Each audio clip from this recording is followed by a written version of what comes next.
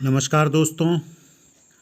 कक्षा 12 की जो वार्षिक परीक्षा होना है उसका ब्लूप्रिंट आ गया है और अभी यहाँ पर उपस्थित हैं। आज हम बायोलॉजी या जीव विज्ञान विषय के नए ब्लूप्रिंट को देखने के लिए।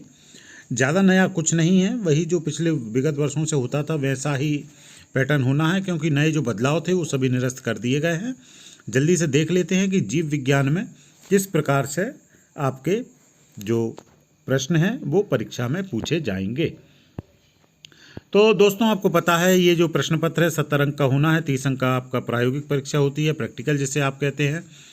तो यहाँ पर बायोलॉजी में थोड़ी सी दिक्कत होती है ब्लूप्रिंट को समझने में, क्योंकि यहाँ पर ब्लूप्रिंट चैप्टर वाइज ना होकर यूनिट वाइज होता है।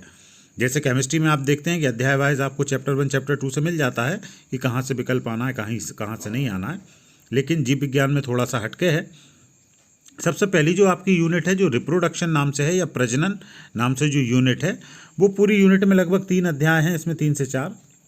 इन 4 अध्याय से टोटल 14 अंकों की प्रश्न आपसे पूछे जाएंगे, जिनमें से एक विकल्प होगा, एक खाली स्थान होगा, एक वाक्य वाला होगा, एक सही जोड़ी होगी, एक 2 अंक का होगा, एक 3 अंक का होगा, एक 5 अंक का होगा।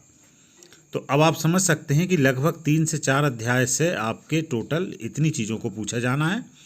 फिर दूसरी यूनिट है आपकी जेनेटिक एवोल्यूशन, आनुवंशिकी एवं विकास। ये पूरी यूनिट आपकी 18 अंक की है।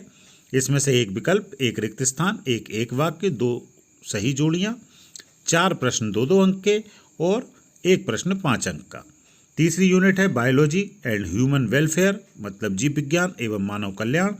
इससे 14 अंकों का आना है, जिसमें से 2 विकल्प होंगे, एक रिक्त स्थान होगा, एक वाक्य होगा, एक सही जोड़ी होगी, 3 2 अंक के प्रश्न होंगे और एक 3 अंक का प्रश्न होगा।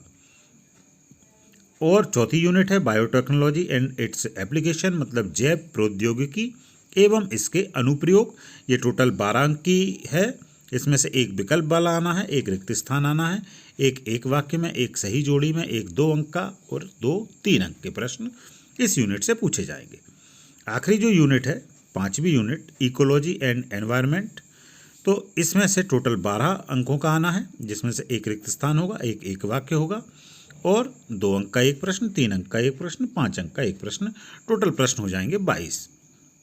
तो दोस्तों, यहाँ कुछ पार्ट आपके कम हुए हैं, उनको देख लेंगे आप।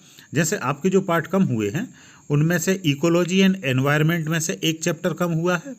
बायोलॉजी एंड ह्यूमन वेलफेयर, इसमें से एक चैप्टर कम हुआ है। ये कुल 2 चैप्टर कम हुए हैं, तो उनका कोई वेटेज पे असर नहीं जाएगा, उतने को छोड़ देंगे, बाकी की यूनिट से आपके क्वेश्चंस आना है। तो इस प्रकार से आप अपनी बायोलॉजी की तैयारी को किस प्रकार करना है उसे कर लें। काफ़ी अच्छा चैप्टर है आपके, काफ़ी अच्छा सिलेबस है, बहुत आसानी से और इंटरेस्टिंग सब्जेक्ट है। आपने चुना है तो आप अच्छे से तैयारी करें।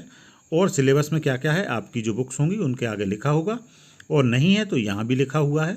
यहाँ हम देख लेते हैं। जैसे मान लीजिए ये आपका चैप्टर 1 है, रिप्रोडक्शन एंड ऑर्गेनिज्म। इसमें क्या क्या है, तो इसमें रिप्रोडक्शन है, प्रजनन है, characteristic feature of all organism for contribution of species, modes of reproduction, asexual and sexual reproduction, asexual reproduction, binary fission, sporulation, budding, gemmule formation, fragmentation, vegetative propagation in plant, आदि आदि चीज़ें यहाँ पर हैं।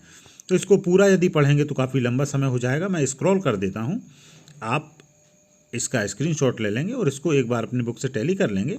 वैसे बुक में ये सभी चीज़ें हैं, ये आप जब कर लेंगे तो इसके बाद इनकी तैयारी को अच्छे से कीजिए, पढ़ाई को अच्छे से कीजिए।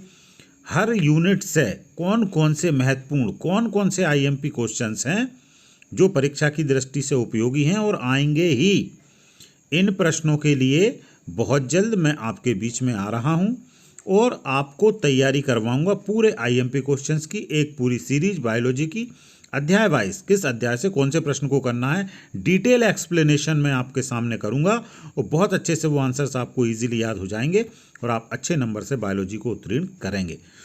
और बाकी सब्जेक्ट के जो ब्लूप्रिंट हैं मेरे चैनल पर अवेलेबल हैं। मैंने सभी चैनल सब्जेक्ट वाइज बना के डाल दिए हैं, आप लोग वहाँ से देख लें।